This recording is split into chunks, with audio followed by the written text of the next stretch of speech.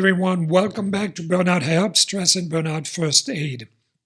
I'd like to speak to you today about the cell danger response or the cell danger theory.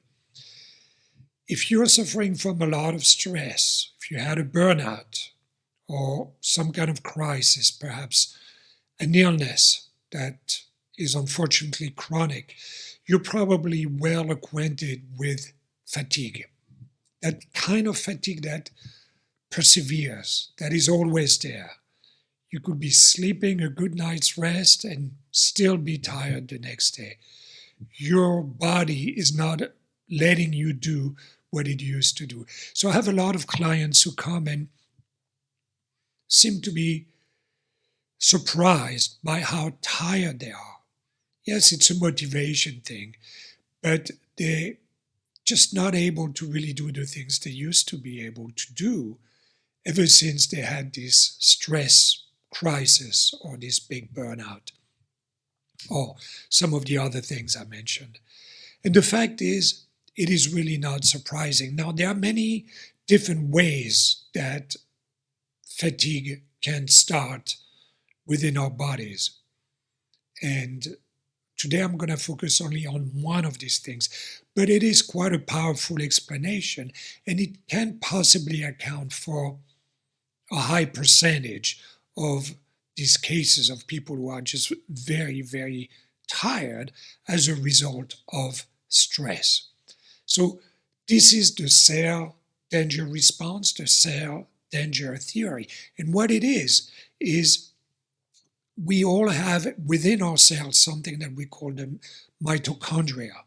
And the mitochondria is responsible, it's like our energy powerhouse within the cells. We have thousands, 1,000 to 2,000 mitochondria per cells, and many more in the cells in our brain. So these mitochondria are like the little energy factories that allow our body, our entire being, to be able to do the things we do normally thanks to this energy. And mitochondria produces ATP, which is what we use throughout the body for energy production. Now, the cell danger theory, the cell danger response, states that mitochondria, yes, they produce energy, that is their job.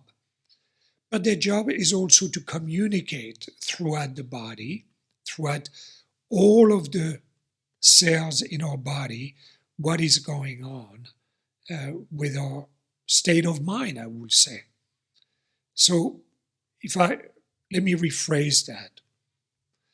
If you are happy, feeling good, signals are being sent throughout your body into the mitochondria, back from the mitochondria into the body, into the other cells, that everything is going well, and therefore the mitochondria is busy producing energy, because that's what it does. However, the mitochondria also, another job of the mitochondria is to detect danger.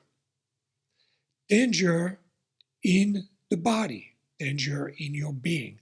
Danger can be a virus, it can be a bacteria, it can be a physical injury, but danger can also be stress. So if you are stressed, you are sending signals throughout your body, things are not good. And the mitochondria is receiving this information and saying, alert, danger, danger. So the mitochondria, when they receive a signal of danger, they focus on a different type of signaling and job, I would say, than energy production. Energy production is actually put on hold so that the actual danger can be addressed. Now, here it becomes a little bit more complex. Obviously, I'm giving you a very high-level explanation. I don't even myself understand exactly fully how that works. I'm not a biologist or someone who would be knowledgeable about that stuff. But the fact is that your mitochondria has to choose between everything is great and I'm producing energy, or danger, I need to save energy, conserve energy, and we're going to first try to identify what's going on. So either it's more like an attack mode or it's a defense mode. So when you're stressed, you are activating the defense mode throughout your cells, everywhere in your body, and throughout your mitochondria. And your mitochondria is going to go on defense mode, and they're going to go on energy saving mode. And the more you're stressed and the more you are sending signals of stress, the less energy your mitochondria are going to produce. And this process can also go on long after, hopefully not too long, but long after the danger seemingly has passed. You may think, oh, I'm not really that stressed. That was 2 months ago. Why am I still so tired? Well, because the process works a little bit differently, unfortunately. And anyway, sometimes we think there's no more stress, but we are still in the cells of our bodies. We are still sending signals. The threat is still somehow active, and your mitochondria is getting that signal. So I hope this is useful for you. It certainly was for me when I first came across it a couple of years ago.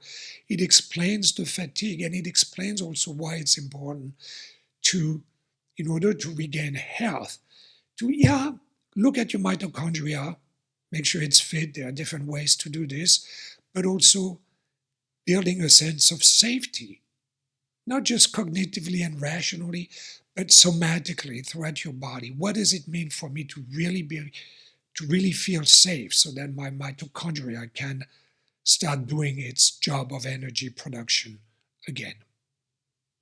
Okay, if you have any questions, feel free to reach out to me.